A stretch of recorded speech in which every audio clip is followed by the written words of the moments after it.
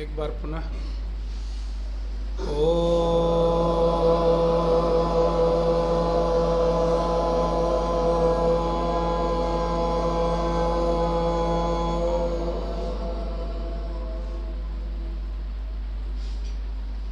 एक बार फिर से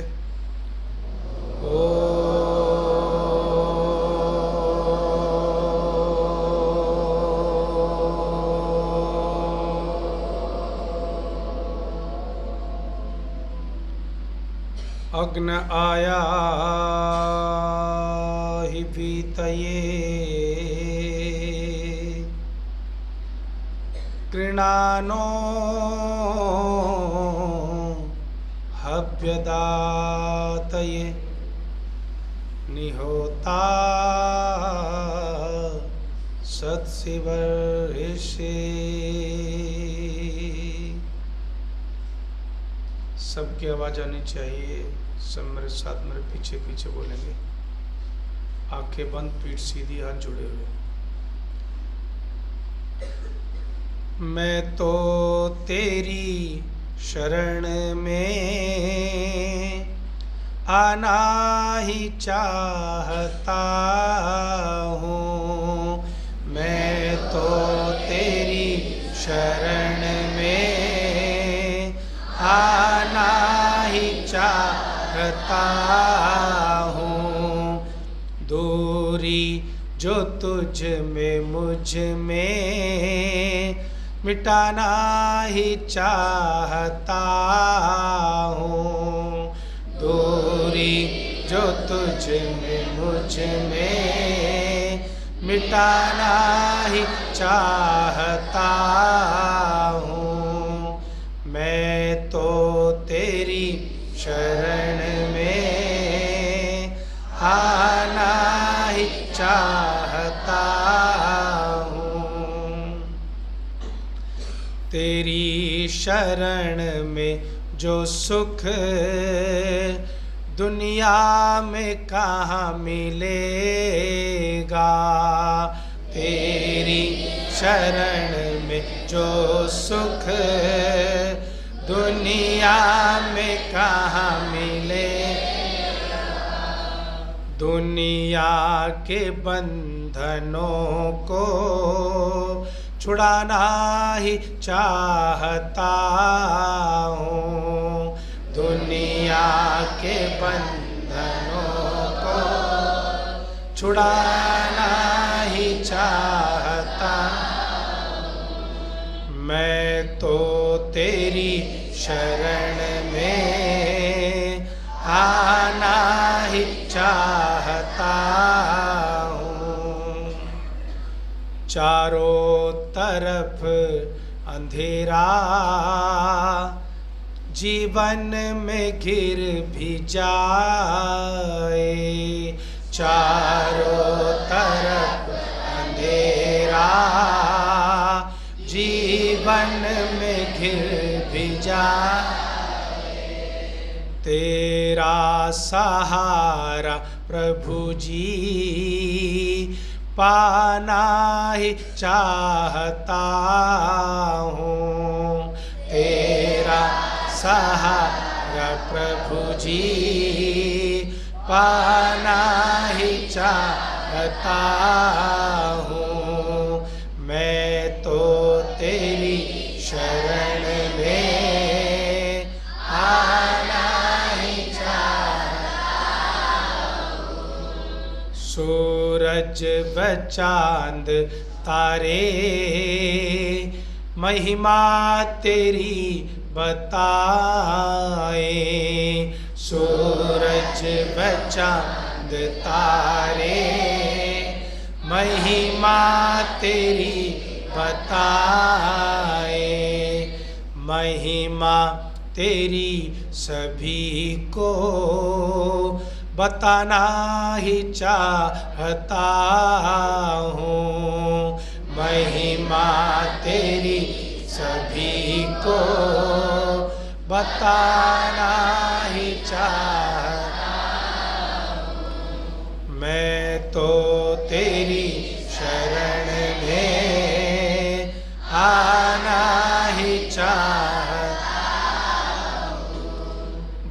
भागा बहुत जगत में, सुख चैन तो मिला ना। भागा बहुत सुख चैन तो मिला ना। मैं जयेंद्र गीत तेरे गाना ही चाहता हूँ।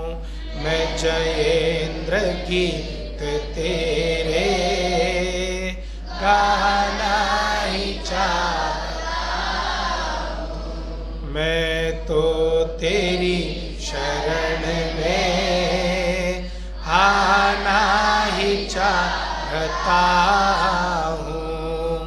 दूरी जो तुझ मुझ में मिटाना ही चाहता हूँ। ओम शांति शांति शांति। हाथों को आगे से करके थोड़ा घर्षण कीजिए। गरम नरम अकेलियों को कोमल आंखों पर लगाइए। इसकी आवाज़ बढ़ाओ भाई। कौन है? माइक की आवाज़ बढ़ाओ। मंच पर विराजमान समादरणीय गायत्री मीना जी, सभी उपस्थित भद्र पुरुषों, वंदनीय मातृशक्ति। ये माइक बंद कर दो, बाकी सब इसकी आवाज़ बढ़ा दे बस। प्रिय ब्रह्मचारी,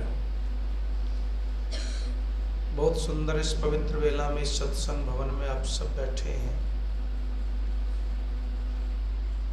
और भाग्यशाली हैं कि मानव के चोले में आपकी आत्मा आपके अंदर विद्यमान है।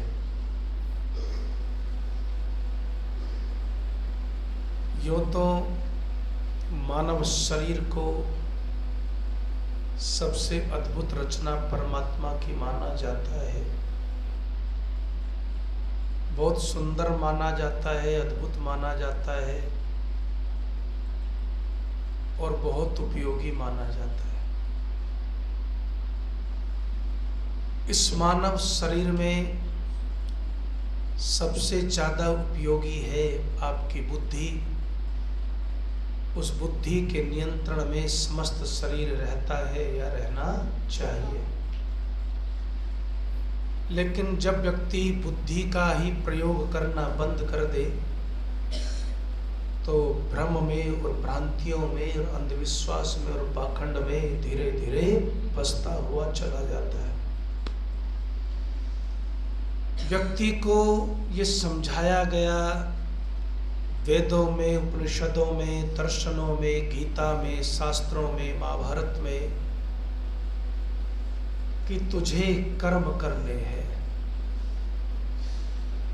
तुझे जो कुछ भी मिलेगा वो कर्मों के आधार पर ही मिलेगा। परमात्मा ने तुझे कर्मों के आधार पर यह शरीर दिया है। परमात्मा तुझे कर्मों के आधार पर ही, जो तू इस शरीर से अच्छे बुरे कर्म करेगा उसके आधार पर ही परमात्मा तुझे कर्मों का फल भी देगा। लेकिन फिर भी व्यक्ति के अंदर कुछ आकांक्षाएं ऐसी हैं जो उसके अंदर शांत नहीं होती और वो अक्सर चमत्कार को और चमत्कारी लोगों को जीवन में बोलिए ढूंढता रहता है और उसकी ये कोशिश होती है कि बिना किए ही, बिना पुरुषार्थ किए, बिना कर्म किए ही कुछ कोई बाबा ऐसा चूर्ण दे दे, इसकी चुटकी बजा दे कि कुछ मुझे जो भी मैं चाहता हूँ सब मुझे बोलो मिल जाए। और इसी के क्रम में, इसी के संदर्भ में वह भ्रम और भ्रांतियों में धीरे धीरे गिरता जाता है। आजकल दौर है, अभी पिछले दिनों चला है, आज तो हमने दुनिया में एक काल्पनिक पक्ष में प्रवेश कर लिया। काल्पनिक पक्ष कौन सा है भाई? दो ही पक्ष हैं, वास्तविक तो कृष्ण पक्ष और शुक्ल पक्ष। और काल्पनिक पक्ष है पितृपक्ष। हलवा पूरी खाने का सबसे बढ़िया जुगाड़ वो क्या है? पितृपक्ष। इस पर चर्चा बाद में करेंगे, लेकिन इससे पहले जो हुआ उसको थोड़ा सा समझ करके आज आपको मैं कुछ गहरी बातों को समझाऊंगा, जो अर्थ समाज में आपको कम से कम आने के बाद पता भी होनी चाहिए और याद भी होनी चाहिए। तो उसमें सबसे पहले जो है मैं जो चर्चा करना चाहता हूँ वो परमात्मा की है। और परमात्मा के अनेक नाम हैं, ये स्वयं महर्षि दयानंद सरस्वती ने सत्यार्थ प्रकाश में लिखा है। क्योंकि परमात्मा सर्वशक्तिमान तो है ही, अनंत गुणों से और शक्तियों से भी भरपूर है। अनंत गुण होने के कारण से परमात्मा के अनेक नाम बोले धीरे धीरे बढ़ जाते हैं। महर्षि ने जो लिखा है कि गणेश परमात्मा को क्यों कहते हैं, तो एक धातु है गण संख्याने, कि गणयति कि जो गिनता है या जो जानता है, जितने भी जीव हैं उनकी संख्या के बारे में जो जानता है, इसलिए उस परमात्मा को क्या कहते हैं? गणेश कहते हैं। दूसरा, गण का मतलब होता ही है जनसंख्या, संख्या प्राणियों की, मनुष्यों की, जो इन सब का स्वामी है, इसलिए भी उसको गणेश कहते हैं। तो गणेश भी परमात्मा का ही नाम है। जैसे परमात्मा का मुख्य नाम ओम है, वैसे ही परमात्मा के अनेक गौणिक नाम हैं, और उन गौणिक नामों में से एक नाम जो है वो गणेश भी है।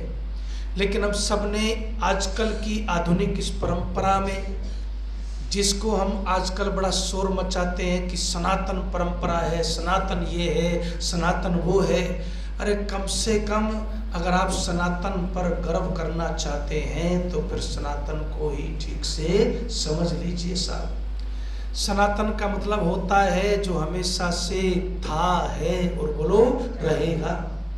वो क्या चीज है? वो है वेद का ज्ञान है, और उससे भी पहले स्वयं परमपिता परमात्मा है। परमात्मा हमेशा ही रहते हैं। इसलिए ऋषिदान ने क्या कहा कि परमात्मा का एक ही काल होता है, वर्तमान काल, क्योंकि ऐसा कभी नहीं होता कि परमात्मा न रहा हो और आगे नहीं रहेगा। तो परमात्मा हमेशा है, उसके परमात्मा के अनेक नाम हैं। लेकिन आजकल क्या हुआ साहब, एक विवाह में हम चले गए, वहाँ एक पंडित जी भी आए हुए थे। तो पंडित जी ने कहा कि गणेश की मूर्ति तो आप लाएगी नहीं, पहले विवाह संपन्न नहीं हो सकता जब तक आप गणेश जी का पूजन बोलो न कर लें। मैं बैठा हुआ था, वो बोले आचार्य जी क्या करें, इन्होंने तो बोल दिया है कि ऐसा नहीं हो सकता, वैसा नहीं हो सकता। मैंने कहा पंडित जी से बस एक सवाल पूछ लो कि जब गणेश जी पैदा नहीं हुए, उनके पिताजी शिव जी का विवाह हुआ, तो उसमें फिर पहला पूजन किसका हुआ था, उसी का कर लेते हैं। जैसे बात पंडित जी ने सुनी, पंडित जी कहने लगे आप तो पता नहीं कैसी बातें करते हो। मैंने कहा कैसी बातें करते हैं? परमात्मा ने जो बुद्धि, अब समझिएगा, परमात्मा ने जो बुद्धि दी है, इस बुद्धि का प्रयोग करके सब चीज को दयानंद कहते हैं यथावत समझना। सबसे पहले क्या करना? यथावत समझना, उसका ठीक ठीक ज्ञान प्राप्त करना, और ठीक ठीक ज्ञान प्राप्त करके उसका वैसा ही प्रचार और प्रसार करना। इसको कहते हैं ऋषिदानंद कि इसके लिए बुद्धि चाहिए साहब। और परमात्मा ने तो बुद्धिमान बनाया, लेकिन हम सब क्या बन गए? अपने ही आप अपनी बुद्धि को खूंटी पर टांग करके मूर्खों के चंगुल में फंसते हुए बोलो चलेंगे कि नहीं चलेंगे? जो मूर्खों के चंगुल में फंसता हुआ चलता है जीवन के अंदर, वह व्यक्ति होकर के भी व्यक्ति नहीं रहता। क्यों? क्योंकि बुद्धि का उसने वैसे ही प्रयोग करना बंद कर दिया। उससे तो जानवर अच्छे हैं, जितनी है परमात्मा ने लिमिट में दी है उसका फिर भी सही इस्तेमाल करते हैं। हम पहले तो इस्तेमाल करते ही नहीं। क्या करते हैं? पहले तो इस्तेमाल करते ही नहीं, और करते भी हैं तो उल्टा। हमारे यहाँ भी कई ब्रह्मचारी हैं जिनके पास बुद्धि बहुत है लेकिन करते हैं उल्टा। अगर आप बुद्धि को उल्टी चलाने लगे ना तो फिर इससे खतरनाक बोलो कोई चीज़ नहीं दुनिया में। अगर बुद्धि उल्टी हो जाए है, कहते हैं ना, अगर कोई आदमी गलत काम करता है तो क्या कहते हैं? इसकी आँख खराब हो गई या कान खराब हो गए, क्या कहते हैं? इसकी बुद्धि खराब हो गई साहब, इसकी बुद्धि खराब हो गई। क्योंकि बुद्धि के खराब होने से सब कुछ खराब हो जाता है, और बुद्धि के ठीक रहने से बोलिए सब कुछ ठीक होता चलता है। लेकिन सबसे बड़ी दिक्कत क्या है कि हमारे देश में ये समझाना शुरू किया, मक्कार और ठग लोगों ने ये समझाना शुरू किया कि बस जो भी कुछ लिख दिया किताबों में और जो भी कुछ कह दिया धोती पहन करके तिलक लगाने वाले लोगों ने, बस उसी को परम सत्य मान करके तुम उसके सामने सर झुकाते जाओ, तुम्हारे ऊपर बहुत कृपा होगी, बहुत धन बरसेगा, ये होगा और वो होगा। उसका परिणाम क्या होता है कि इंसान इंसान होकर के भी इंसान नहीं रहता, क्योंकि बुद्धि का प्रयोग करना बंद कर देता है। मैं आपको आज समझाता हूँ, ऋषि दानंद ने बस यही समझाया है कि अरे भाई तुम जो ये गणपति पूजन करते हुए कहाँ से चला। अच्छा थोड़ा इसका इतिहास समझ लीजिए, फिर समझने में आसानी होगी।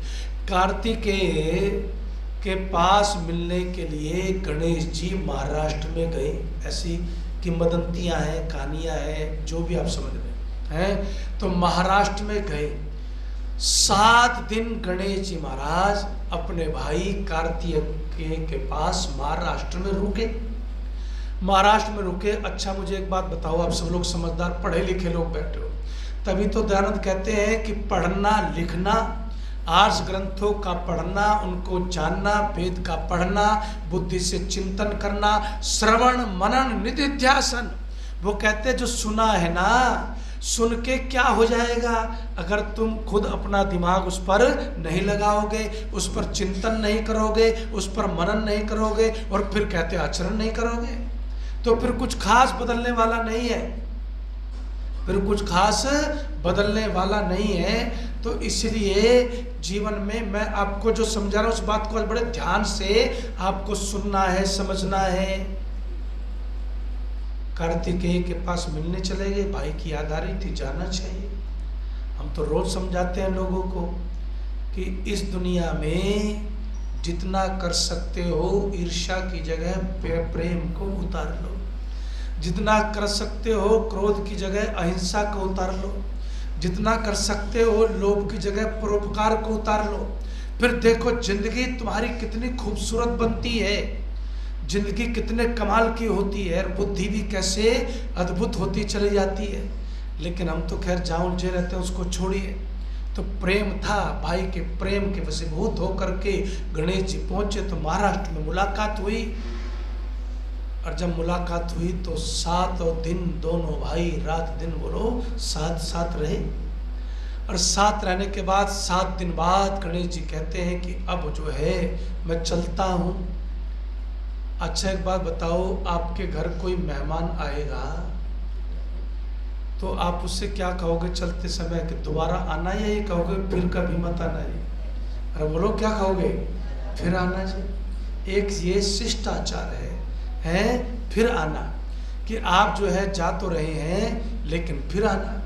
तो गणेश जी को भी क्या कहा लोगों ने, उनका व्यवहार देख करके, विद्वत्ता देख करके, ज्ञान देख करके गणेश जी को ये कहा कि भाई तुम जो है फिर हर साल आ जाया करो, अगले साल फिर आ जाना। लेकिन हम सभी स्वाभाविक बात को जानते हुए भी बुद्धि नहीं चलाते। परिणाम क्या हुआ? पहली बात तो गणेश जी महाराष्ट्र गए थे, तो जब वो अपने घर आ गए तो घर वाले किस लिए स्थापित कर रहे हैं, किस लिए विसर्जन कर रहे हैं उत्तर भारत में, ये भी बात सोचने वाली है कि नहीं है? अगर उस बात को भी मान लें तो उत्तर भारत में गणेश जी रहते थे, महाराष्ट्र में मिलने भाई से गए, तो महाराष्ट्र के लोगों ने कहा कि अगले साल आना, ये बात तो समझ में आती है।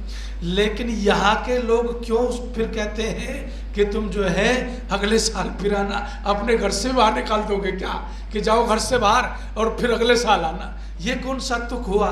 लेकिन आर्य समाज के अलावा इस देश में सनातन के नाम पर कितनी अंधता है, कैसे कैसे लोग हैं। एक बाबा पैदा हो गया कि वो जो है जी अपनी जांघ पे बम फोड़ता है जी, वही बाबा बन गया। कोई सोना पहन के बाबा बन जाता है, कोई कुछ करके बाबा बन जाता है। इतनी मुश्किल खड़ी कर दी है कि धर्म वास्तविक क्या है, सत्य क्या है, न तो इंसान वहाँ जानना चाहता है, न कोई वहाँ तक पहुँच पाता है। ये सबसे बड़ी दिक्कत हमारे सामने खड़ी है साहब। और इसलिए मैं आपको कहता हूँ कि आपको अवसर मिला आर्य समाज से जुड़ने का, समझने का, तो फिर दूसरी बात ये समझिए कि आप जो देखते हैं, अच्छा कोई भी व्यक्ति जो है वो अपने से तो नहीं ठेलता किसी मेहमान को, बस 7 दिन बाद चले गए, हाँ तो अपने से बुलाया, अपने से भेज दिया। और आप देखिए, मुझे बड़ा दुख हुआ, एक वीडियो मैंने देखा, उन्होंने पता नहीं कितने पैसे, मुझे लगता है लाखों रुपया लगा करके गणेश जी को सजाया होगा, और फिर ले गए, यूँ पलट दिया, पैर ऊपर और सर नीचे कर दिया अपने ही हाथों से, और बप्पा बप्पा कर रहे हैं। अरे भाई तुम उनका सम्मान कर रहे हो या अपमान कर रहे हो? ये भी तो देख लो, क्रेनें हटाती हैं वहाँ से, उनको क्रेनें हटाती हैं। तो इसलिए मैं आप सबसे भी ये कहना चाहता हूँ कि जीवन में बुद्धि का प्रयोग करना, ज्ञान पूर्वक सब बातों को जानना और समझना बेहद आवश्यक होता है। गणेश जी कितने बड़े बड़े बनाए जाते हैं, क्रेनें उठाती हैं साहब, क्रेनें रखती हैं, महीनों पहले उनकी बुकिंग हो जाती है। और गाने तो पूछिए मत साहब, हैं गणेश उत्सव में अगर आपने गाने सुन लिए ना तो सारी रात आपको नींद नहीं आएगी कि भाई इन गानों का गणेश से क्या लेना देना है, इस डांस का गणेश से क्या लेना देना है। लेकिन ये सब फूहड़पन जो है वो हमें इस नाम पर कराया जाता है, सिखाया जाता है, धर्म के नाम पर परोसा जाता है। अमृत की जगह जहर परोसने से क्या होता है कि सोच जहरीली होती है साहब, सोच जहरीली होती है, विचार जहरीले होते हैं। और जिस कम्युनिटी के विचार जहरीले हो गए, अंधविश्वास में फंस गए, पाखंड में फंस गए, फिर वो धीरे धीरे पतन की तरफ जाती है। इसलिए हम कहते हैं कि अंधता से निकल करके प्रकाश की तरफ जाना है। सारे वेद मंत्रों में यही प्रार्थना की है। देखिए मैं समझाता हूँ लोगों को, 2 तरह के लोग हैं। एक तो जाते हैं ज्योतिषी के पास, एक जाते हैं ज्योतिर्मय के पास। तो ज्योतिर्मय परमपिता परमात्मा के पास चलना है। जब उसके पास आप चलोगे तब देखिए जीवन कितना खूबसूरत बनता है। लेकिन उसको समझिए तो सही, जानिए तो सही। और उसको कैसे समझते हैं? उपनिषद में शंकराचार्य जैसे धुरंधर विद्वान ने क्या किया? ये कहा कि जीव और ब्रह्म एक ही है। क्या है बोलो? जीव और ब्रह्म एक ही है। यानी आत्मा भी, अब थोड़ा गहराई में चलना तो थोड़ा जाग जाओ, आत्मा भी और परमात्मा भी एक ही है? आत्मा भी और परमात्मा भी एक ही है। ये बात ऋषिदांत के सामने भी रखी गई, आर्य समाज की स्थापना के अवसर पर भी रखी गई। इससे तो फिर सारा सिद्धांत ही उलट हो जाता है। वो अद्वैतवाद, द्वैतवाद वाले जो लोग हैं वो कहते हैं बस एक ही है। क्या है? एक ही परमात्मा है, बाकी कुछ नहीं है। कुछ कहते हैं कि परमात्मा है और प्रकृति है। ये जो माया है ना सब, ये प्रकृति से जब ढक जाता है तो ब्रह्मा जो है, ब्रह्म भी अज्ञानी हो जाता है, एक प्रकार से समझिए। ऐसा कुछ नहीं है, ऐसा कुछ नहीं है। ऋषि दयानंद ने कहा कि आत्मा अलग है, परमात्मा अलग है और प्रकृति अलग है। इसी को त्रैतवाद का सिद्धांत कहते हैं। आत्मा को शरीर देना है तो देने वाला कौन है? मोटे मोटे समझ लो, फिर आगे चलेंगे। देने वाला है परमात्मा। कहाँ से लेके माल कहाँ से आता है? माल आता है प्रकृति से। शरीर किसका बनता है? आत्मा का बनता है, हमारा बनता है। बनाने वाला कौन है? परमात्मा है साहब। इसको कहते हैं त्रैतवाद का सिद्धांत। ये तीनों चीजें हमेशा रहती हैं, इसको सनातन सिद्धांत कहते हैं साहब। ये होती है सनातन संस्कृति, इस चिंतन को सनातन कहते हैं। सनातन किसी कोठरे का, दीवार का, मंदिर की दीवारों का, चोटी का नाम नहीं। सनातन तो उन शुभ्र विचारों का नाम है जो वेदों की गंगा से निकले हैं और सर्वत्र प्रवाहित हो रहे हैं दुनिया में। लेकिन उनको कोई जानता नहीं, समझता नहीं, अपने किसी भी अंधविश्वास को करके, पाखंड को करके उसको सनातन का नाम देते हैं। अरे सत्य सनातन तो केवल वैदिक धर्म है और वेद के विचार हैं। और सही पूछो तो वेद के विचारों पर चलने वाले आर्य ही सत्य सनातन संस्कृति के सच्चे संवाहक है दुनिया के अंदर। इसलिए मैं भी आपको समझाना चाहता हूँ कि दुनिया में आपको समझना है, आपको बहकना नहीं है, आपको समझना है, जानना है और जान करके फिर अपनाना है। तो शंकराचार्य ने भी क्या कहा उपनिषद में, अहम ब्रह्मास्मि, इसका अर्थ क्या किया है, मैं भी, बोलो, ब्रह्म हूं। जब मैं ब्रह्म ही हो गया है, हम ब्रह्मास्मि, मैं ब्रह्म हूं, सीधे सीधा अर्थ ले लो उसका, मैं ब्रह्म हूं। अरे जब मैं ब्रह्म हो ही गया तो झंझट खत्म हो गया सब, फिर मुझे इतना पापड़ बेलने की क्या जरूरत है। तो कहते हैं ऋषि दान ने कहा कि यहाँ अहम ब्रह्मास्मि का मतलब वो नहीं है जो आचार्य शंकर या दूसरे लोग कह रहे हैं। यहाँ तातस्थ्योपाधि है। इसको मम्मट जो है साहित्य में कैसे समझाते हैं, उदाहरण दे करके, मंचाहा क्रोशंती। पहले आप देखते हैं, अगर किसी ने कभी खेती की हो, खेत में गए हो, कि खेतों में आपने मक्का लगाई या कोई फसल लगाई, उसकी रक्षा करने के लिए आपको कई बार वहाँ खुद की सोना पड़ता था। तो मचान बनाते थे। मचान किस लिए बनाते थे कि एक तो ऊपर स्वयं पहले तो सुरक्षित हो कि कोई हिंसक जानवर आ जाए तो उस ऊंचाई तक न पहुंच सके। तो फिर जो है उससे उसका निरीक्षण करते थे, वहीं से ढेले वाले फेंकते, वहीं से आवाज़ें लगाते, और कई बार गांव की पहरेदारी के लिए भी मचाने बनाई जाती साहब। और मचानों पर खड़े होकर के लोग आवाज़ लगाते थे कि भाई जागते रहो या जो भी है। तो लोग क्या कहते हैं, आचार्य मम्मट कहता है मंचा क्रोशंती का मतलब है कि मचान बोल रही है। मचान कहीं बोलती है क्या? मचान से आवाज़ आ रही है। मचान से कोई आवाज़ आती है क्या? आवाज़ किससे आती है? आवाज़ आती है मचान पर बैठने वाले आदमी के मुख से आवाज़ आती है साहब। मचान पर बैठने वाले आदमी के मुख से आवाज़ आती है। लेकिन हम क्या कहते हैं, मचान से आवाज़ आ रही है। मचान जो है जोर से चिल्ला रहा है। मचान तो कभी नहीं चिल्लाता। इसको तातस्थ्योपाधि कहते हैं कि मचान जो है वो उसको दोनों लगभग एक हो गए साहब है। तो कहते हैं ऐसे ही उपनिषद में है।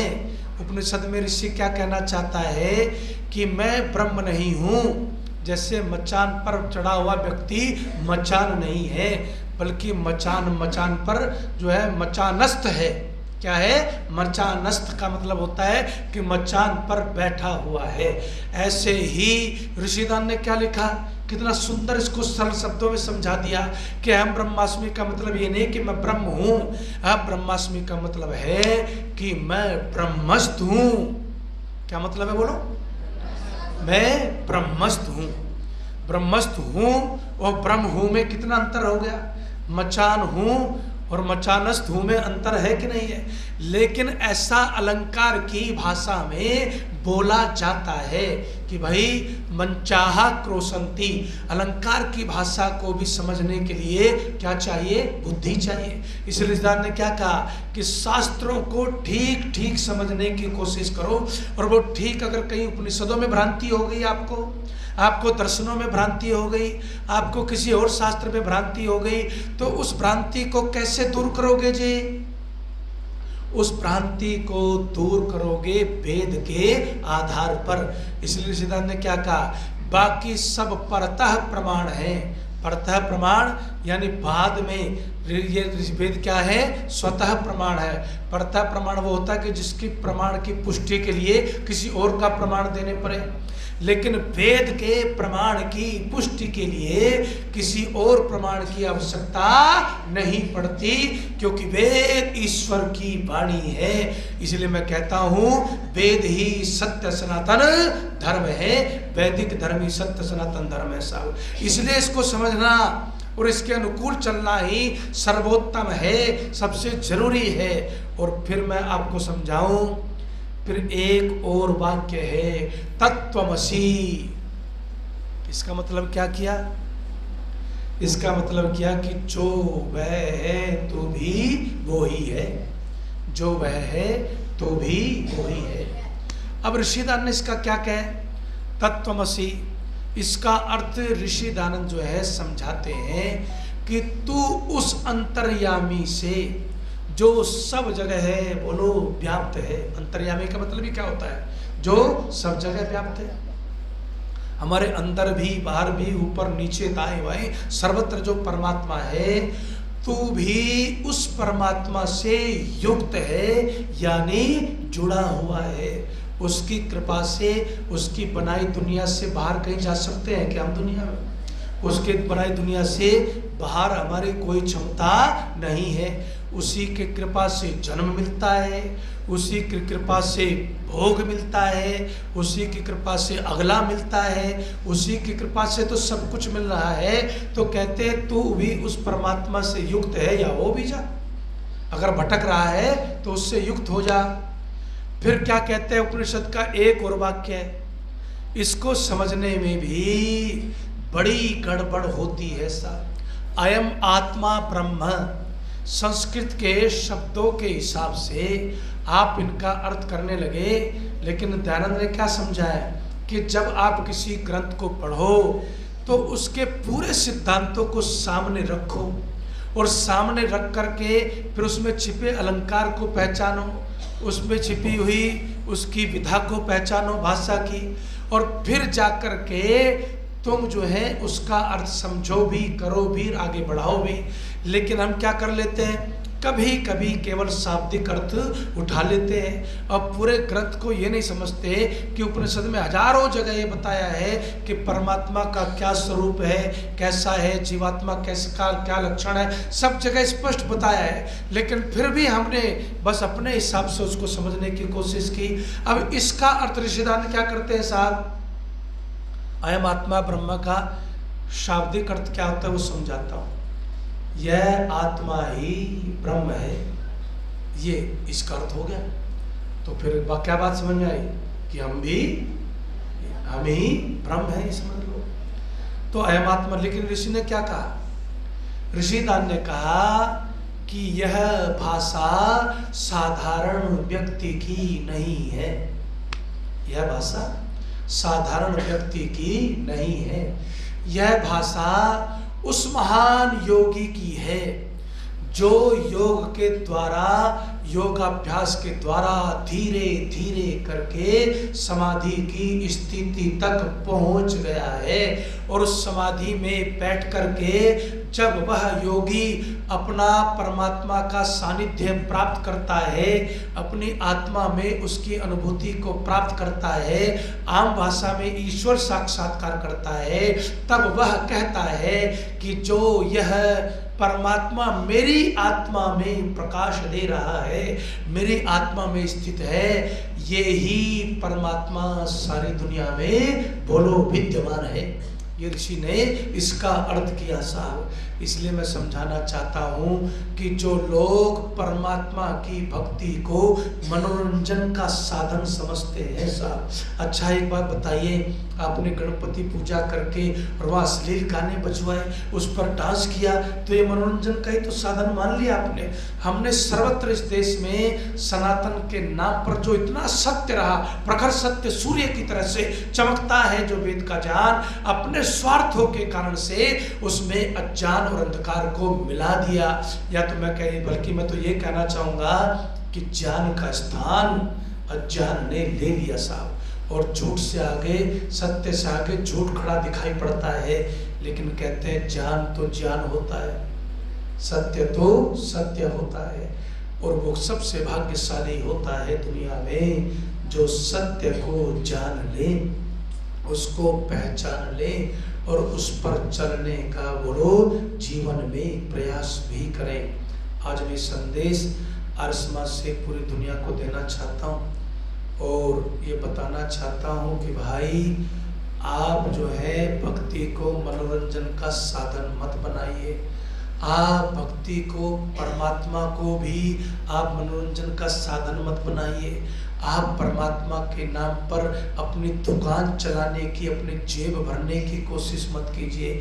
आप परमात्मा के नाम पर दूसरों को ठगने का यत्न मत कीजिए। आप जो है सही अर्थों में पहले तो परमात्मा को स्वयं जाने और फिर जान करके सही अर्थों में उसी परमपिता परमात्मा की बोलिए उपासना करें। तब जाकर के ऋषिदान कहते हैं कि इसके तो ये मैंने तो 100 नाम लिखे हैं सत्याप्रकाश में, ऐसे पता नहीं कितने हैं, ये तो समुद्र में से बूंद मात्र ही आ गया है साहब।